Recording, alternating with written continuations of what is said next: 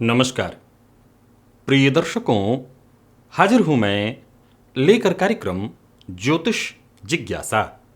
एक ऐसा कार्यक्रम जहां मैं आपकी जन्म कुंडली से संबंधित प्रश्नों का जवाब देता हूं, शांति करता हूं जिज्ञासाओं की जो निरंतर आपके मन में उत्पन्न हो रहे हों।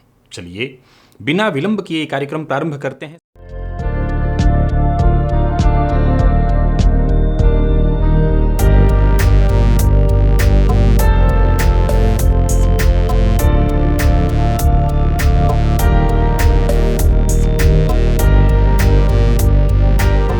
सबसे पहली जिज्ञासा है सोनम आर्तुसा।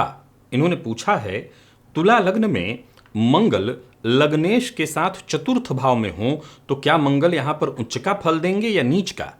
सीधी सी बात है, जब उच्च राशि में बैठे हैं तो नीच का फल क्यों देंगे? निसंदेह तुला लग्न में मंगल कोई बहुत कारक ग्रह नहीं है, परंतु केंद्र और धन भाव के स्वामी होते हैं और चतुर्थ में बैठे हैं। हां, यहां अगर आप इस दृष्टिकोण से पूछ रही हैं कि काल पुरुष की कुंडली के हिसाब से वो भाव जो है वो कर्क राशि वाला भाव है जहां मंगल नीच की स्थिति में होते हैं, तो भाव के दृष्टिकोण से मंगल वहां अत्यंत श्रेष्ठ फल नहीं दे पाते। कारण जन्म कुंडली के दशम में मंगल दिग्बली होते हैं, तो सीधी सी बात है चतुर्थ में जब होंगे तो दिग्बल से विहीन हो जाएंगे। तो दिग्बल से विहीन होने के कारण वो कमजोर तो हो जाते हैं, लेकिन फिर भी जैसा आपने पूछा है कि उच्च का फल देंगे कि नीच का, नहीं, उच्च राशि में बैठे हैं तो उच्च का ही फल देंगे। लेकिन वो जितना श्रेष्ठ फल, अब यही अगर उच्च के होकर के दशम में होते तो मंगल जितना श्रेष्ठ या सर्वश्रेष्ठ फल दे सकते थे उतना नहीं। यानी अगर आप यूं समझिए कि जहां आपको आपके अधिकार के अनुसार 100 रुपये मिलना चाहिए था, वहां आपके अधिकार के बावजूद अगर आपको 50 या 60 रुपये मिल रहा है तो ये बहुत बड़ी हानि है। तो यहां ऐसा ही होगा, है ये उच्च का ही, लेकिन उसका प्रभाव उतना बेहतर नहीं हो सकता है। देवांश जी हैं, इन्होंने पूछा है, तुला लग्न और सूर्य 8वें भाव में है पर भाव चलित कुंडली में सूर्य 9वें भाव में है तो किसका फल मान्य होगा? मैं इस विषय पर कई बार वीडियोस बना चुका हूं, हमेशा बताता रहा हूं। चलित को लेकर के पता नहीं आप लोग क्यों संशय में होते हैं। सीधी सी बात है, नवम का ही फल दे रहे होंगे। जब कुंडली में चलित में ग्रह जहां होता है, वही उस ज्योतिष शास्त्र के दृष्टिकोण से देखें तो जहां चलित में ग्रह दिखाई पड़ता है, भाव वही होता है, ग्रह उसी भाव का फल दे रहा होता है। तो नवम में अगर आपको दिखाई पड़ रहे हैं चलित में, मतलब फल नवम का ही दे रहे हैं। संदीप न्यू पाने, इन्होंने पूछा है, कुंभ लग्न में ही चंद्रमा, मंगल, शनि, सूर्य और बुध, दूसरे भाव में शुक्र, चौथे भाव में केतु और 9वें भाव में गुरु, 10वें भाव में राहु, 11वां भाव सुप्त है। कर्ज से बहुत परेशान हूं, मानसिक तनाव भी बहुत हो रहा है कर्ज से। लग्न में 5 ग्रहों की युति से बहुत डर लग रहा है और नीलम पहनना चाहता हूं, बहुत परेशान हूं। सर, नीलम जहां तक मैं समझता हूं थोड़ा महंगा रत्न है, तो अगर आप नीलम पहनना चाहते हैं और कर्ज में है, ये बात मुझे समझ में नहीं आ रही है। ये तो वही वाली बात हो गई कि ऋणम कृत्वा घृतम पिबेत। अगर आप नीलम पहनना चाहते हैं तो नीलम के जो पैसे आपके पास हैं, मैं तो यही सलाह दूंगा कि वो जिनके कर्ज लिए हैं उनको उतार दीजिए, क्योंकि नीलम से ज़्यादा फायदा करेगा। वो कम से कम शायद 2 ही दिन सही, लेकिन चैन की नींद सोएंगे। नीलम पहन के चैन की नींद नहीं सो पाएंगे, क्योंकि कर्ज तो वैसे का वैसे रहेगा। देखिए, क्या नीलम पहनने से या किसी भी रत्न को पहनने से कहीं कर्ज उतरता है? कर्ज तो आप जब धन अर्जित करेंगे और सामने वाले को पैसा देंगे तो उसी से कर्ज उतरेगा। तो आपको जब जिसका कर्ज लिया है, लिया तो आप ही ने है, इस्तेमाल भी आप ही ने किया होगा। अब वो कुंडली में 5 ग्रह लग्न में हो या 4 ग्रह लाभ में हो, फर्क नहीं पड़ता, कर्ज उतारने की तैयारी करिए। अब जैसा आपने मुझे बताया, कुंभ लग्न और लग्न में ही चंद्रमा है, ऊपर से आप कह रहे हैं शनि भी लग्न में ही है, सूर्य भी हैं, यानी चंद्रमा भी आपका पूरी तरह से पीड़ित स्थिति में मुझे दिखाई पड़ रहा है। शनि चंद्रमा के साथ युति में है, तो सीधी सी बात है कि 7.5 में है आप प्रबल, वो मानसिक अशांति और परेशानी दे रहा है। यहाँ नीलम पहनने की जगह आप हनुमान जी की आराधना करिए, माँ लक्ष्मी से प्रार्थना करिए ताकि उनकी कृपा मिले। और जिस तरह की भी स्थिति है जीवन काल में, जिस कारण से भी आप उलझ गए हैं, फंस गए हैं, देखिए ऐसा नहीं है कि ग्रहों के रत्न पहनने की सलाह नहीं देता, मैं पहनता हूं तो खुद मानता हूं, जानता हूं इन चीज़ों को, लेकिन मैं आज तक यही सलाह देता आया हूं लोगों को। अगर आप मुझसे पूछें कि मैं बहुत मुसीबत में हूं, कोई पूजा पाठ कराना है तो कर्ज लेकर के करा लूं, तो मैं सलाह यही दूंगा जो आज तक देता आया हूं कि कर्ज लेकर के पूजा करने का कोई मतलब नहीं है। फिर तो आप राम राम करिए, कोई जरूरत नहीं है कि एक तो कर्ज में आप फंसे हुए हैं, ऊपर से और कर्ज लेकर के परेशानी में है, कर्ज लेकर के पूजा करिए। तो कर्ज लेकर के रत्न पहनने की क्या आवश्यकता। या फिर अगर आपके पास धन है भी तो उस धन को दे दीजिए, सामने वाले के कर्ज में जो ही कमी आ जाए। बाकी समय ठीक नहीं चल रहा है आपका, नीलम उलम पहनने की जरूरत नहीं है, मत पहनिए। फिर भी आपकी इच्छा है कि मैं कुछ तो पहनना चाहता हूं ताकि जिंदगी में कुछ बदलाव आए, तो आप कुंभ लग्न के हैं, आपका शुक्र जो है आपने बताया है कि दूसरे भाव में है, तो उच्च के हुए एक चांदी का छल्ला अंगूठे में पहन लीजिए। और ये हैं सुबोध पटवारी, इन्होंने पूछा है धनु लग्न में धन भाव का स्वामी छठवें भाव में हो तो दारिद्र्य योग बनता है, उसका उपाय बताइए। धनु लग्न में दसम भाव में सूर्य बुध शुक्र हैं, इसका क्या फायदा होगा। देखिए सबसे पहले तो आपको बता दूं कि लग्न धनु हो या कोई भी हो, जब धन भाव का स्वामी छठवें भाव में जाता है तो हाँ, ये दारिद्र्य योग, निर्धन योग अथवा ऋण योग बन जाता है। तो ऋण योग तो है, सबसे पहले जीवन काल में ऋण देना और लेना दोनों नहीं करना है आपको, दोनों से बचना है। एक नंबर 2, जब इस तरह की स्थिति हो तो माँ लक्ष्मी की आराधना करनी चाहिए। तो नित्य श्री सूक्त का पाठ करिए घी का दिया जला करके। और धनु लग्न में ही आपने बताया है कि दसम भाव में सूर्य बुध और शुक्र हैं, 3 ग्रह दसम भाव में है। जन्म कुंडली में ये सूत्र मैंने समझाया है कि दसम भाव में ग्रह कैसी भी स्थिति में हो, पाप ग्रह ही क्यों ना हो, दसम भाव खाली ना हो, दसम भाव में यदि ग्रह है तो ये बहुत अच्छी स्थिति है। उदय भानु सिंह इन्होंने लिखा है कि तीसरे भाव में शुक्र तुला राशि के 16 डिग्री के शुभ चंद्र से दृष्ट, शुक्र पर कोई पाप ग्रह की दृष्टि नहीं है, तब भी वीर्य की सुरक्षा क्यों नहीं हो रही है। ये मुझसे पूछ रहे हैं या आप मुझे बताइए कि मैं, इन्होंने लिखा है कृपया बताइए। अब मैं क्या बताऊं, ये तो आप बताइए कि क्यों नहीं हो रही है, कि उम्र के किस पड़ाव पर है। अब ये अपने माता पिता को बताइए कि फिर जल्दी से जल्दी अगर विवाह योग्य हो चुके हैं तो आपका विवाह कर दें। देखिए आपने जिस तरह के शुक्र की चर्चा की है, यहाँ शुक्र की स्थिति क्या है, यहाँ आपने शुक्र को बताया है तुला राशि में 16 डिग्री पर, यानी अत्यंत बली। ऊपर से आप कह रहे हैं कि शुभ चंद्रमा की दृष्टि पड़ रही है, वो भी शुभ चंद्रमा की दृष्टि पड़ रही है, यानी आप ये कहना चाहते हैं कि आपका चंद्रमा भी बली है। जाहिर सी बात है कि कोई चंद्रमा जब शुक्र के सामने है तो सीधी सी बात है सूर्य अगल बगल ही होंगे, तो सूर्य अगल बगल होंगे तो पूर्णिमा के करीब के ही चंद्रमा है, तो उस अवस्था में निसंदेह आपका चंद्रमा भी बली है। अब चंद्रमा है मन, और मन की दृष्टि कहाँ पड़ रही है, तो बली शुक्र पर। देखिए यहाँ जो आप मुझसे पूछ रहे हैं, मैं आपको एक बात बता दूं कि स्थिति दोनों ही हो, यहाँ समस्या मन की है। अब आपने जो मुझे बताया है तुला लग्न की बात, आपने तुला राशि की कहा है, तो यानी सिंह लग्न की आपकी कुंडली आपकी है। अब सिंह लग्न की कुंडली है, सिंह लग्न की कुंडली में तो आत्मविश्वास होता है।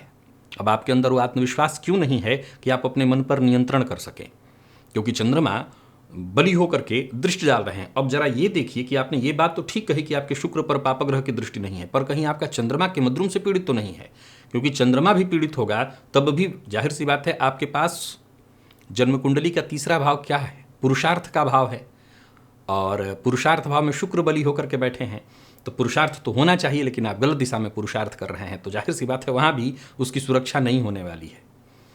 तो निहारिका जी हैं, इन्होंने पूछा है, निहारिका बिश्नोई, इन्होंने पूछा है मिथुन लग्न की कुंडली में गुरु पंचम में 20 डिग्री, शनि नवम में, शुक्र और बुध के साथ नवम में, 3 ग्रह 8वें भाव में, मंगल सूर्य और चंद्रमा एक साथ, राहु 6ठे भाव में, गुरु पंचम में, भावनाश तो नहीं करेंगे। मिथुन लग्न में देखा जाए तो मिथुन लग्न में गुरु यहाँ केंद्र त्रिकोण राजयोग बना देंगे, और ऊपर से अगर देखा जाए तो दसमपति बन करके जाकर के बैठे हैं पंचम में, तो ये षडाष्टक योग होता है, लेकिन दसमपति का पंचम में या पंचमपति का दसम में होना अच्छा माना गया है, ये अच्छा है।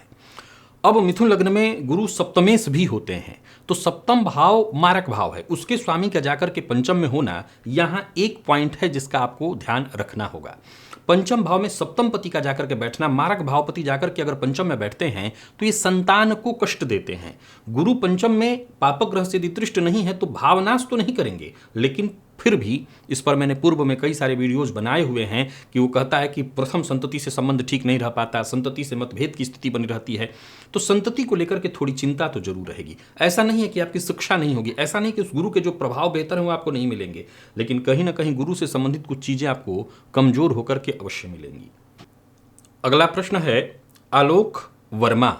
इन्होंने पूछा है कर्क लग्न की कुंडली में भाग्य भाव में शनि केतु की युति पर राहु और चंद्रमा की 7वीं दृष्टि है। भाग्येश गुरु 6ठे भाव में भाग्य का साथ नहीं मिलता, क्या उपाय करूं?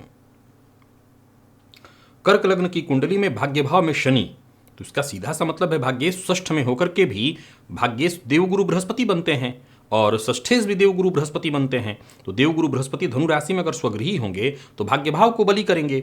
भाग्य भावगत शनिदेव हैं।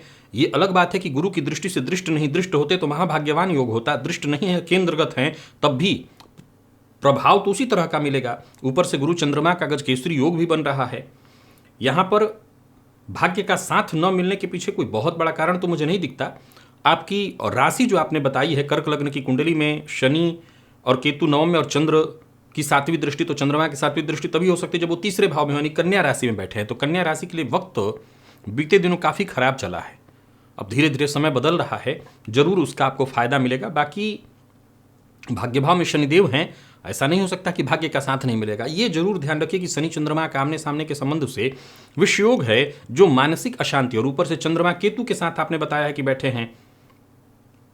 शनि केतु की युति पर राहु चंद्रमा के साथ बैठे हैं, तो ये कहीं ना कहीं चंद्रमा राहु के साथ शनि की दृष्टि से दृष्ट मानसिक अशांति और परेशानी का योग बनता है।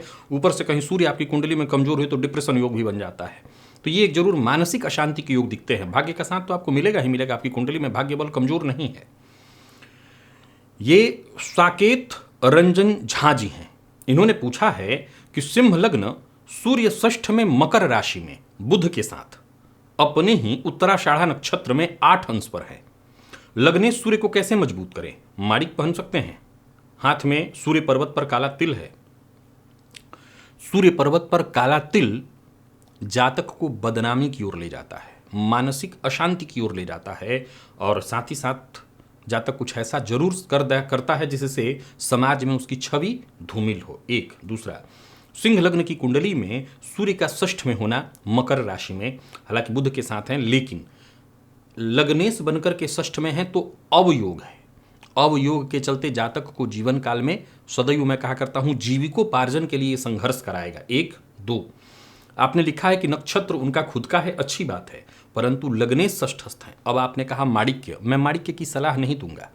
माणिक्य की जगह आप भुवन भास्कर को अर्घ्य दीजिए, सूर्य को अर्घ्य दीजिए।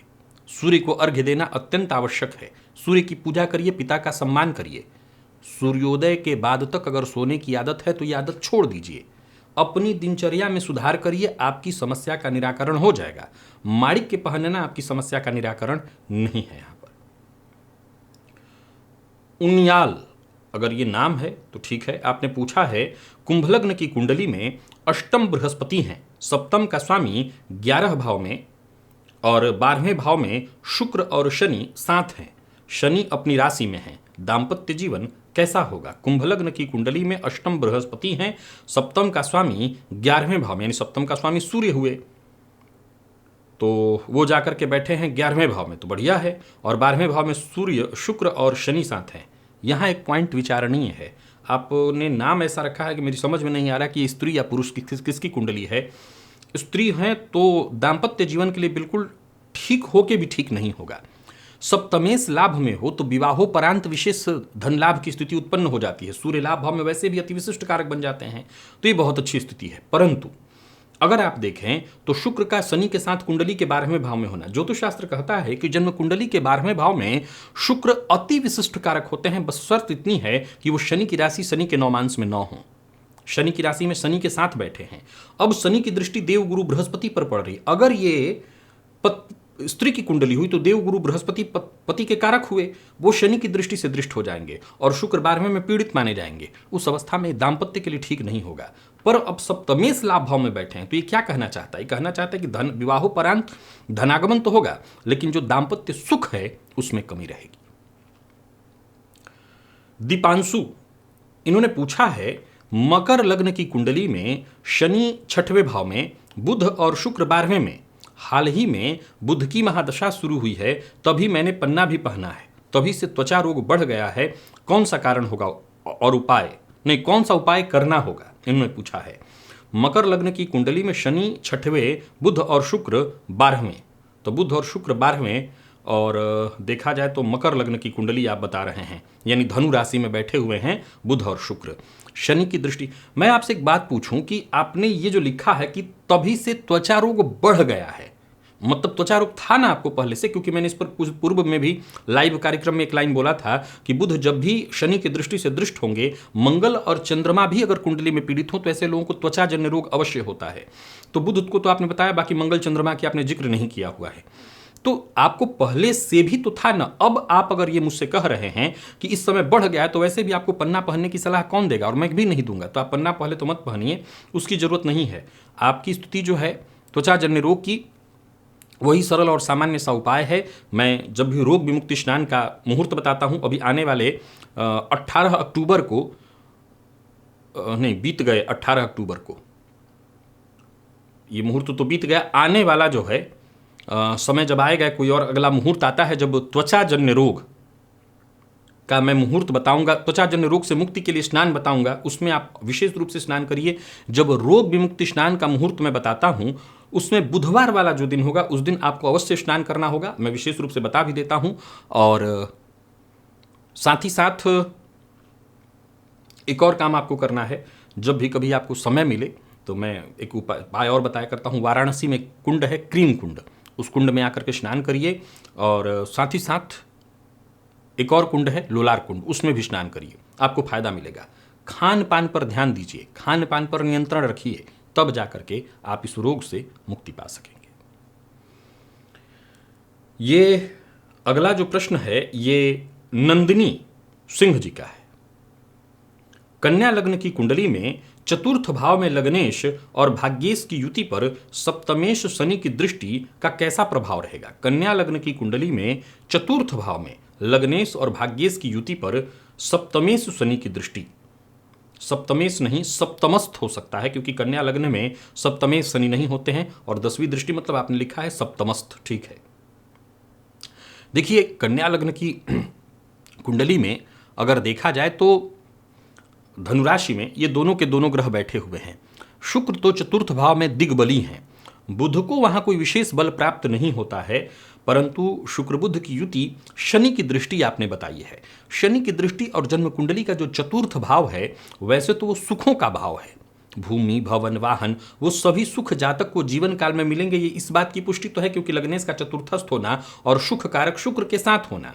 परंतु शनि की दृष्टि से एक और पॉइंट मैं कहा करता हूं कि घर गाड़ी तो बहुवचन में होंगे, लेकिन उसका सुख नहीं शनि लेने देंगे, घर से सदैव दूर रखते हैं, एक। और दूसरा, बुढ़ापे में भी थोड़ी परेशानी आ जाती है, स्वास्थ्य से संबंधित परेशानियों की भी ये सूचना देते हैं। अभी अभी मैं बुध पर शनि की दृष्टि की चर्चा कर रहा था, त्वचा जन्य रोग की संभावना भी बन जाती है, तो वो भी जरा ध्यान रखने की आवश्यकता है। तो स्वास्थ्य का ख्याल रखिए, बाकी ऐसे कोई दिक्कत नहीं है। भूमि भवन वाहन हर तरह के सुखों को देने वाला ही है। शुभम भारद्वाज है, इन्होंने पूछा है, धनुलग्न की कुंडली में सूर्य मंगल बुध 10वें भाव में और गुरु शुक्र चंद्र 9वें भाव में, शनि दूसरे भाव में, राहु लग्न में, क्या नृप योग बनेगा? इसका फल कब मिलेगा? वर्तमान में राहु की दशा है, धनुलग्न की कुंडली है, तो राहु की दशा के बाद मिलेगा, यानी गुरु की दशा में। परंतु ये जवाब नहीं है, जवाब दूसरा है। नृप योग तो है, जिस सीधी सी बात है, 10वें भाव में 3 ग्रह हैं, 10वां भाव है, नृप योग है। परंतु देखिए, ये प्रायः लोग मुझसे पूछते हैं कि राजयोग का फल कब मिलेगा। आप ये कभी कहां पूछे हैं किसी से कि ये दुर्योग जो है मेरी कुंडली में, इसका फल मुझे कब मिलेगा? चलिए, शायद आप पूछे भी हो, समझिए इस बात को। राजयोग और दुर्योग का फल हमें हर दिन ही प्राप्त होता है। मैं क्या कह रहा हूं? हर दिन ही प्राप्त होता है।